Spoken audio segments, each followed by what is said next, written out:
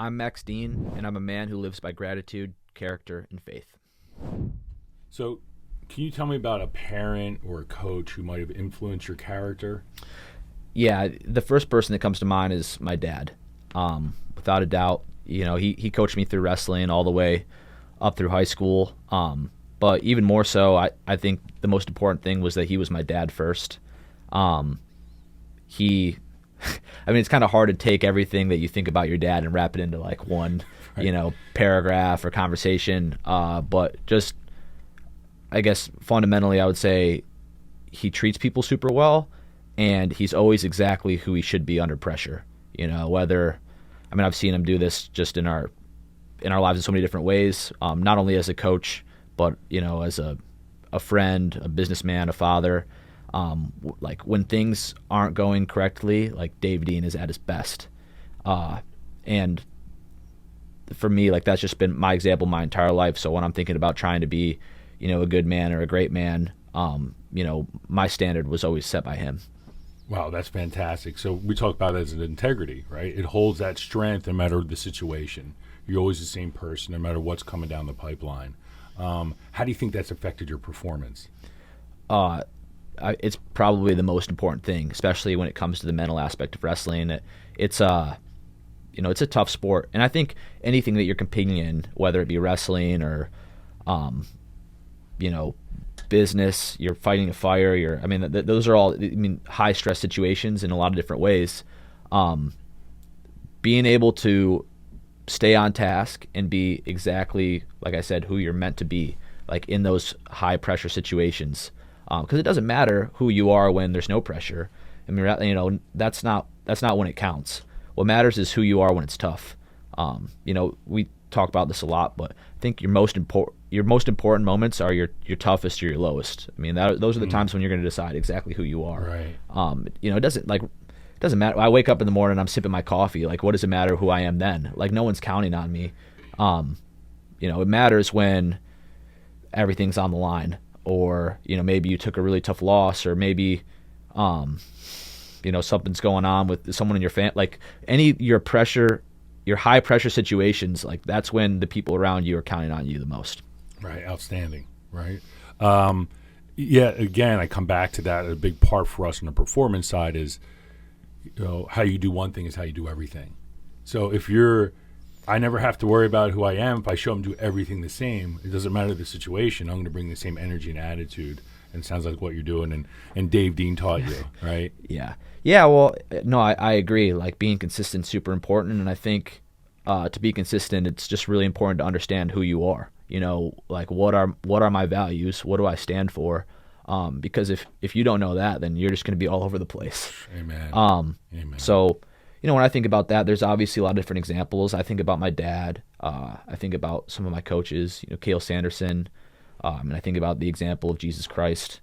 And there's a long list of other people that deserve to be included that have really guided me to be the man that I need to be.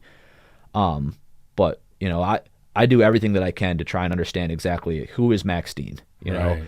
Because like I said, it's easier, but in my low pressure moments, I'm going to be that guy. But when it comes down to it and, there's gray area or you're at a crossroads, you got to make a decision. Well, if you haven't already decided who you are, well, it's probably not going to work out for you in that moment.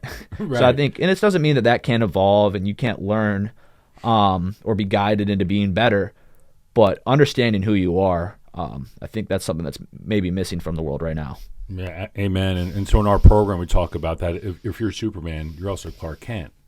So it's what happens when you're Clark Kent that profoundly influences your performance when you throw on the cape and you're Superman. They're the same person, right? And you got to figure out who you're going to be. Yeah.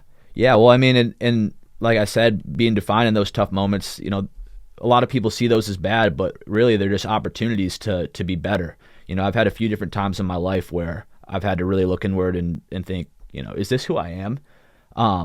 Which I'm happy to harp on. Each one's probably its own story, and I can harp on those more if you'd like me to. But it's exactly, yeah. All of us, we're all human beings, right? So none of us are perfect. Everybody's Right. made mistakes. Everybody's failed one way or another. So it's not so much about not doing that. We all have that Clark Kent side of us. Way more, I would just focus on when that happens, how do you respond? Are you accountable? Right. And anybody that's actually interested in being better, being a better person should run straight at accountability.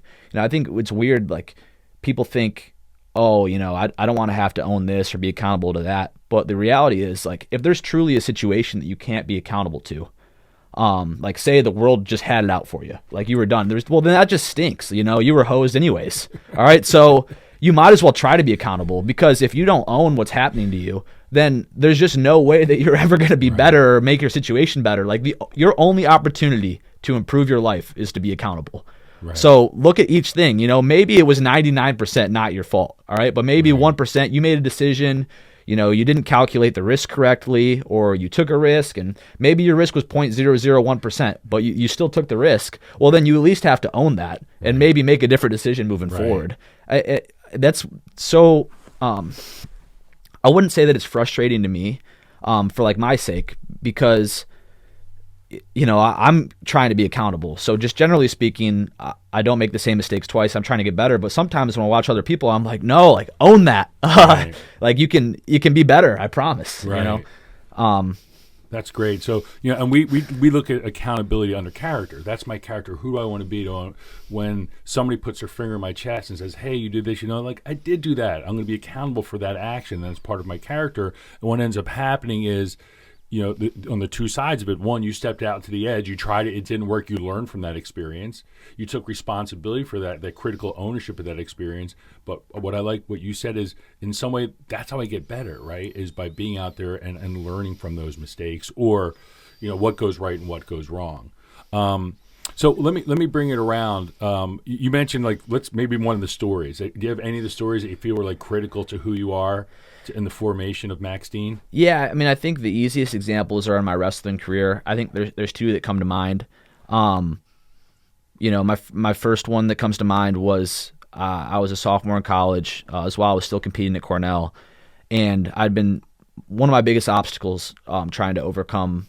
One of my biggest obstacles that I was always trying to overcome was stress around maybe not having the same success that my brother and my dad had in college. So my dad was an NCAA finalist, a couple-time All-American at Minnesota, and then even more so, my brother was multiple two-time NCAA champion, like really, really historic. Yeah, Gabe, yes, historically good wrestler, and which is great for me because it's a great example. At the same time, it's a lot to live up to. Yeah. So when I was competing, I would always carry around the stress. I was very rarely wrestling to my ability. And during my sophomore year, I'd had some highs and lows, and I'd lost a lot of matches to guys that, nothing against them. And there's people out there that are better at wrestling than me, but guys that I should be beating. Right. And I just remember the last one, I knew, I walked off the mat and I was like, I was not myself out there. And I remember sitting down in this corner and just like trying to make a decision of, like what's going on, because I'm working so hard at this and I'm doing all this and it's not working out. And I remember my dad walked over and sat down next to me, and I never had to win for him. It was never like he was disappointed in me because I lost, but he knew what I was going through, and he said, like, well, hey, like, are you going to quit? And I said, well, no. He knew the answer to this question first. Right. He wasn't encouraging me to quit. But I said, like, no, that's not who I am. I'm not a quitter. And he was like, well, are you miserable right now? And I said, yeah. And he was like, okay, well then, like, who do you want to be? He was like, if you're miserable, he's like, you're not quitting, so there's no way out, So it's up to you, I'm not going to make you do anything, but it sounds like you're not going to quit. He's like, and you're miserable. He's like, why don't you just make a decision about your life and like who you're going to be? Right. And that was a really important, because I remember at that moment in time, I was, I've still failed since then plenty of times, and I've come up short and I've done all sorts of things wrong, but that was a real turning point in my life because I clearly decided, like, no, that's not who I am. And that was at a really low moment. And then the other time, I was wrestling. Well, actually, I wasn't wrestling. I was at Cornell University. This is years later. And the Ivy League had canceled all of our sports. For over a year, we hadn't really done anything. And I remember becoming increasingly frustrated. Was complaining a lot, like, because we were just laid up. I was doing nothing. And got to a point where it just hit me like I'd spent over a year and I hadn't really done anything. Not only just like in my career, but just even more so just to change my situation. You know, I was like really mad at the Ivy League's administration and all these different people. And I was like really frustrated every day. And then it hit me. I'm like, well, I haven't done one thing, you know, to change this or to make my life better or anything. And that we talk about accountability. Like that was a moment that I needed to be accountable where I hadn't been for a long time. Right. And ultimately that led me to decide to, was like, well, I need to leave. You know, I can't influence it here. The school is going to do what they're going to do. I have no control. But it's time for me to own this and own my career and my life again. Decided to go into the transfer portal, which ultimately led me to Penn State and changed my life in so many. I mean, it's just been a huge blessing. Oh. So I think, you know, I'd spent a lot of time doing nothing just because the human parts of me were a little bit afraid of the risk or just complacent, you know, didn't want to deal with it or just wanted to blame somebody else for my problems. And then that was another clear moment in my life where I decided, you know, hey, this is not who I am. I'm Max Dean. Like I stand for things. I have values. Like I take action. If I don't believe in this, like I need to do something about it.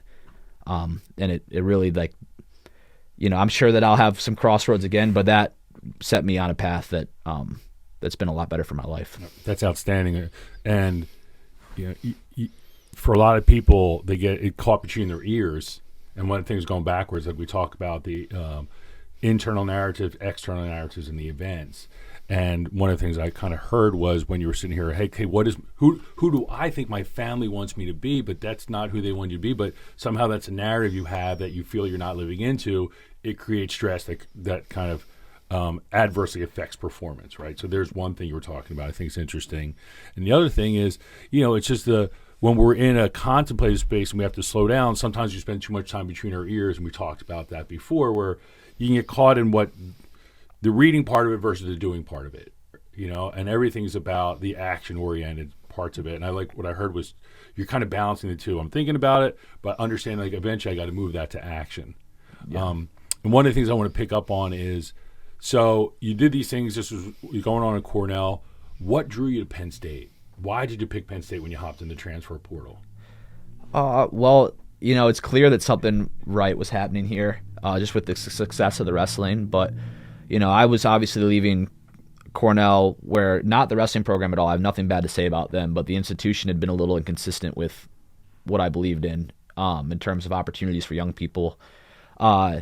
So I looked around at a few different schools, and the more that I talked to Coach Kale a couple of times, and the more that I looked inward and kind of, or I guess maybe outward, and into Penn State and into what was going on here, and was observing some of the people, it was clear, you know, not only that they were doing a lot of winning, but also that it was a program that was like had deeply rooted values, you know, and faith and accountability, and just gratitude is a huge theme.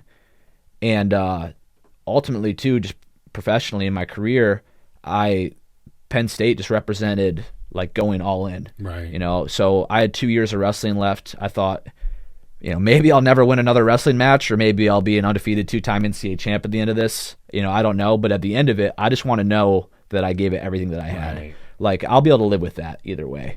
You know, obviously everybody has goals, and the human parts of us want to win. Right. And, you know, we can't let those material goals like dominate our decision making, but you want them. But even more so than that, I just wanted to know that like I gave it everything that I had, and Penn State represented that to me. You know, it was the premier place to go and to train and to try and be my best. You know, I wouldn't have gotten that anywhere else in the world. Right. So outstanding, because one of the things we're talking about too in our program, it's the crucible part of our program is gratitude. So I heard you mention that in association with Penn State. What does gratitude mean to you, and how do you utilize that in your daily performance routine? So I'll build on even what I was saying. Gratitude to me is being accountable. All right, if I'm really grateful for the people around me and for all of the opportunities that are in front of me, well, then I'm gonna take advantage of those opportunities, and I'm gonna like work hard and be accountable to live up to what I need to do for all of the people in my life. You know, so whether I'm thinking about my coaches and training partners, well, if I'm grateful for them, well, then I'm gonna get up and train. So it's a reason to show up every day. Yeah, exactly. Because like I'm grateful for what Cale Sanderson and Casey Cunningham are doing, and I'm grateful for what David Taylor and Jason Nolf and Kyle Dake and Kyle Snyder and I'm leaving so many good names off these lists are doing. I'm grateful for Aaron Brooks and I'm not even trying to name. I guess I'm just thinking of the people that I see working and I see what they put into it. Well, then like I better get up and put into it. It's not because I'm worried about it working out for me. It's because I'm grateful for them. Or even just in my personal life, I'm grateful for my wife and my parents and my brother and sister and all of my friends. Well, then like how do you treat them then? And by treating them well, it doesn't even just mean being nice. The world has plenty of nice guys. It means like being tough and working hard. Right. Because like, what do they need from you? Because if you're grateful for them, then you're going to do everything that you can to give them that. It's something I think about a lot. Right. Insert the mic drop right here. That's a mic drop moment right there. So, I mean, I think you covered so much ground. So, kind of closed up. One last big question is, why do you think this is important for kids? Right? How would you think this program, these ideas of gratitude and character and accountability and faith, why is that big for a kid? Well, if you want to live a happy life, it's things that you have to understand. I shouldn't even say happy. I should say a meaningful life. I was really lucky. I've had great people around me. I've always had them guiding me towards these things. But I think a lot of this is missing, or at least partially missing, from a lot of the world right now. And we all get off track. Sometimes I'm a human being. I need things to get me back on track. Right. Even just being here now and talking with you about it's helping. Like the rest of my day, I'm going to be thinking the right way. And you get more consistent as you get older. But really to live a good life, and by good I mean, not just like I wake up every day and I'm happy or I've got a yacht or it's more so even just like to live at the end of your life to be at peace, knowing, I did what I was meant to do here. Yeah. Well, then these are things that you have to understand. You have to be accountable. You have to be grateful. You have to love the world around you and to understand that you're a part of something bigger than yourself. So, why is it important for kids? Well, it's important for everybody. But it's the younger that you understand this. I mean, and obviously in your childhood, those are your most impressionable years. That's going to set up who you're going to be the rest of your life, So who you are when you're 5 years old turns into who you are when you're 6 and you're 10 and you're 18. And the next thing you're a grown man or woman, you're responsible for other people. Why would you wait on that? Why wouldn't you work on this when you can, you can start taking this path now. Think about where you could be. Right. Outstanding. Max Dean, I appreciate you being on the road to resilience, being a road warrior, and a man who lives with meaning, purpose, and ultimately great performance. Yeah. Well, I appreciate you. Pleasure's brother. all mine. Yeah, Thank you. Yeah.